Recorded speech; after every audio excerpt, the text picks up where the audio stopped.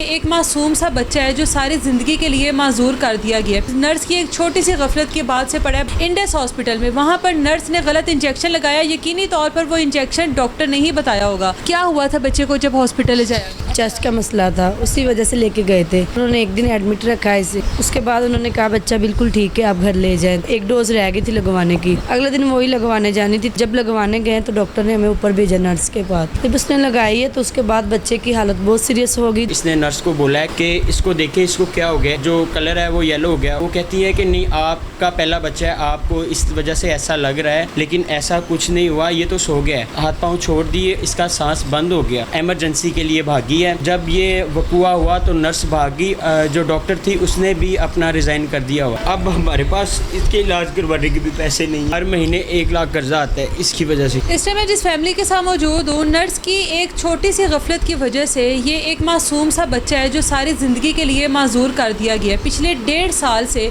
जो माँ बाप हैं वो किस आजमाइश से गुजर रहे हैं, किस तरह से इस बच्चे को संभाल रहे हैं, किस तरह से रात को 1 बाय 1 ड्यूटी लगी हुई है कि कितने घंटे माँ ने जागना है, कितने घंटे बाप ने जागना है। और एक इम्तहान है इनके लिए जो नर्स की एक छोटी सी गफलत के बाद से पड़ा है। बच्चे को नमूनिया हुआ जिसकी वजह से बच्चे को हॉस्पिटल ले जाया गया, इंडेस हॉस्पिटल में। वहाँ पर नर्स ने गलत इंजेक्शन लगाया। यकीनी तौर पर वो इंजेक्शन डॉक्टर ने ही बताया होगा और उस इंजेक्शन के बाद नहीं पता किया कि वो इंजेक्शन बच्चे के ऊपर किस तरह से रिएक्शन कर गया है। बच्चे की हालत आप लोगों के सामने है। पिछले 1.5 साल से इसी तरह से ये बच्चा अपनी ज़िंदगी गुजार रहा है और आने वाले कल में भी इस बच्चे ने पाकिस्तान में इसी तरह से ज़िंदगी गुजारनी है, क्योंकि अब इसका इलाज पाकिस्तान में मुमकिन नहीं है। बाकी इनके पेरेंट्स से पूछते हैं क्या हुआ था बच्चे को जब हॉस्पिटल ले जाया गया। बच्चे को सर्दी हुई थी, निमोनिया, चेस्ट का मसला था, उसी वजह से लेके गए थे। उधर उन्होंने एक दिन एडमिट रखा है इसे। उसके बाद उन्होंने कहा बच्चा बिल्कुल ठीक है, आप घर ले जाएं। तो एक डोज रह गई थी लगवाने की, अगले दिन वही लगवाने जानी थी। तो उन्होंने कहा कि जब लगवाने गए तो डॉक्टर ने हमें ऊपर भेजा नर्स के पास।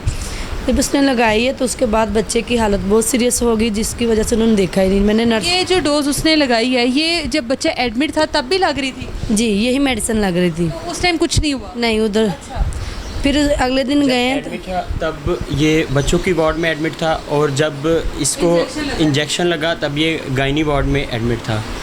और इंजेक्शन लगने के बाद भी इतना टाइम था कि इसको देखते तकरीबन कुछ 20-25 मिनट इसने नर्स को बोला है कि मैं तो वहाँ पे जा नहीं था सकता, कि इसको देखें, इसको क्या हो गया, इसका जो कलर है वो येलो हो गया। वो कहती है कि नहीं, आपका पहला बच्चा है, आपको इस वजह से ऐसा लग रहा है, लेकिन ऐसा कुछ नहीं हुआ, ये तो सो गया है। इसने फिर से उसे कहा कि इसको देखें। वो कहती है कि हमारे डॉक्टर अभी राउंड पे हैं, वो खुद आके देखेंगे, आप इसको रहने दें, आप ऐसे क्यों कर रही हैं। फिर इसने जब इसको हिलाया तो लाया, ये हिला ही नहीं है। इसने अपने हाथ पाँव छोड़ दिए, इसका सांस बंद हो गया। फिर उसके बाद ये खुद ही नीचे वहाँ पे इमरजेंसी के लिए भागी है, और वहाँ पे एक डॉक्टर मिली है। उसने इसका जो है यहाँ से CPR कहते हैं उसे, वो किया। इसको सांस फिर भी नहीं आया, इसका दिल फिर भी नहीं चला। फिर इस दौरान उन्होंने इससे पेपर ले लिए, जो इंजेक्शन लगना था या जो भी जिस पे जो कुछ लिखा इसको लगी जी। फिर उसके बाद वो इसको उन्होंने पेपर लिए हैं और इसको एम्बुलेंस में बिठा के, मैं वहाँ से हॉस्पिटल से घर आ गया हुआ था कि थोड़ा टाइम लगना था, तो इसको हॉस्पिटल वहाँ से बिठा के इंडस से और चिल्ड्रन हॉस्पिटल जाके कहते हैं कि इसको वेंटिलेटर की ज़रूरत है, इसे कहते हैं, और वहाँ पे ले जाके वहाँ पे छोड़ के वो डॉक्टर जो है वो भाग गई है। नबीला साहब। ये डॉक्टर थी या नर्स? ये डॉक्टर थी।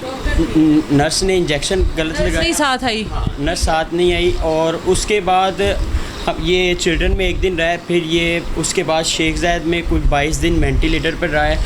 और उन्होंने मुझे कॉल करके कहा वो नर्स की वजह से ऐसा हुआ है, हमने उसको वालों ने जी हमने उसको निकाल दिया। फिर उसके बाद शेख ज़ायद में मैंने इसके ऊपर काफ़ी मतलब पैसा लगाया, जितना मेरे पास था मैंने सब कुछ लगा दिया इसके ऊपर। 22 दिन वेंटिलेटर पे ICU में पड़ा रहा। उसके बाद उन्होंने छुट्टी दे दी। फिर मैं इंडस हॉस्पिटल गया हूँ इसको कि इसको अब एडमिट करें या इसका इलाज करवाएं। तो उन्होंने कहा है कि वो नर्स तो भागी, हमें तो ये नहीं पता इसको क्या लगा है क्या नहीं लगा।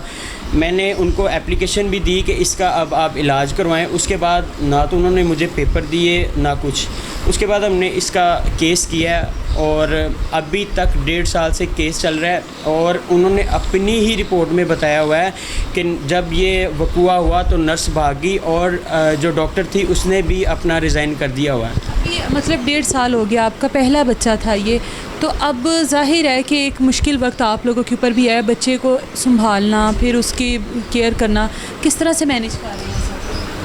हम बहुत ज़्यादा अजियत में बच्चा भी और हम भी हैं। रात का भी जागना, दिन टाइम जागना, आप देख सकते हैं बच्चे की हालत, फिट्स उसे होते रहते हैं, सक्शन हर टाइम करनी, हर टाइम बच्चे का अनकंट्रोल है दिमाग। डॉक्टर के पास लेके जाती हूँ तो डॉक्टर कहते हैं कि इसके दिमाग अनकंट्रोल है, इसके मोशन कंट्रोल नहीं होंगे। तो आगे इस बच्चे को हर चीज़ की ज़रूरत है। ये बड़ा हो रहा है 1.5 साल से, तो हमारे पास जो भी था हमने इसके ऊपर लगा दिया है, हर चीज़ इसके ऊपर लगा दी।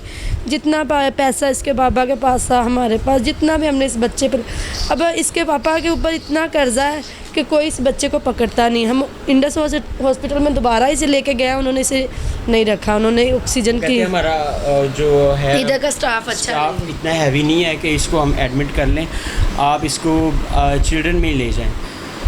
चिल्ड्रन में जाते हैं बच्चे का इलाज क्या यहाँ पर मुमकिन है? नहीं, बच्चे का इलाज यहाँ पे मुमकिन नहीं है। ज़्यादा से ज़्यादा वो ये नाली चेंज कर देते हैं और कहते हैं कि इसका ब्रेन डैमेज हो चुका है, हम कुछ नहीं कर सकते। भी उसके बिल्कुल मुड़ बच्चा चुके हैं, बिल्कुल ये बच्चा माजूर हो चुका है। और रात को मैं 4 बजे तक मैं जागता हूँ इसके ऊपर, इसको सुलाने के लिए, और उसके बाद मेरी वाइफ इसके ऊपर जागती है तकरीबन सुबह तक, क्योंकि उसके बाद मैंने काम पे जाना सारा दिन, फिर ये इसी को संभालती है।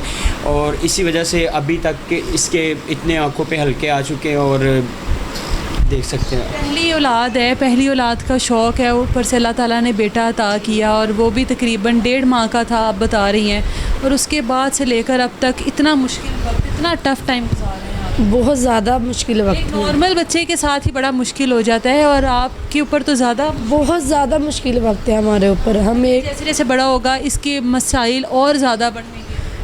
इसे हम कहीं ले जा नहीं सकते, कहीं उस बेचारे को हम छोड़ नहीं सकते, उसे हर चीज़ की ज़रूरत है। आप नहीं करवा सकते, सरकारी हॉस्पिटल में जाने के ये काबिल नहीं है, क्योंकि हर जगह वहाँ पे हम इस मशीन को लेके या मशीन नहीं चला सकते, और और वहाँ पे इतना रश होता है कि इसको जल्दी नहीं देखते। वो उनके लिए सब एक जैसे हैं और ना इसका वो इलाज करवा रहे हैं। डॉक्टर क्या कह रहे हैं कि ये इसको लाइफ टाइम के लिए एनजी लगी हुई है और ये जिस तरह से आप, वो कह रहे हैं बस इसी तरह से ये ऐसे ही रहेगा और इस तरह ही आप इसकी आप इसी तरह से करते रहेंगे, और हर 5 मिनट बाद हमें इसकी ये इसी तरह से सक्शन करनी पड़ती है। जहाँ ये पढ़ाई रहता है, इसको रिस्पॉन्स नहीं करता होगा। अब बस डॉक्टर कहते हैं इसे दिमाग का मसला है। इसके मुंह से सुना भी नहीं होगा कि आपको मामा या पापा का, किसी बात का नहीं सुना, सब छोटा सा तो था बिल्कुल।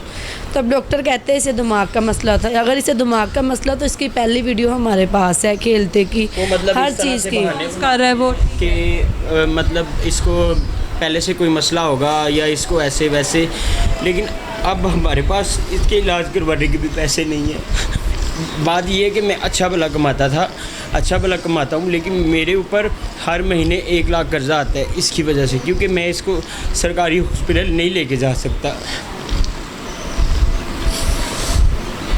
हर लम्हे आहें निकलती होंगी डॉक्टर्स के लिए, नर्स के लिए, जिसने सब कुछ किया। जाहिर है आप लोगों की तो एक ज़िंदगी स्टक होके रह गई है एक ही जगह पर। जी, स्टक होके रह गई है। अभी जहाँ पे हम पंजाब हेल्थ केयर कमीशन जाते हैं, वहाँ पे भी डॉक्टर ने 5 अपने वकील अलग से करवाए हुए हैं और हॉस्पिटल ने अपने अलग से करवाए हुए हैं।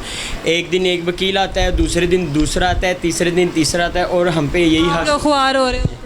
बिल्कुल हम इसी तरह से, हालांकि वहाँ पे छोड़ भी नहीं सकते कहीं, इसे हर चीज़ के, इसे मैं घर में नहीं छोड़ सकती। अगर मैंने बाहर जाना, इसे हम छोड़ नहीं सकते, क्योंकि इसकी केयर मैं एक माँ नहीं, मैं पूरी इतनी ज़्यादा बच्चे हैं, मेरी जेठानी है, वो संभालती हैं इसे साथ, कभी आ जाती हैं कभी नहीं तो मैंने खुद ही इसके ऊपर रहना। कभी खाना खा लिया, कभी नहीं, तो कभी हमने सोना भी नहीं है, महीना भी नहीं हमने सोना।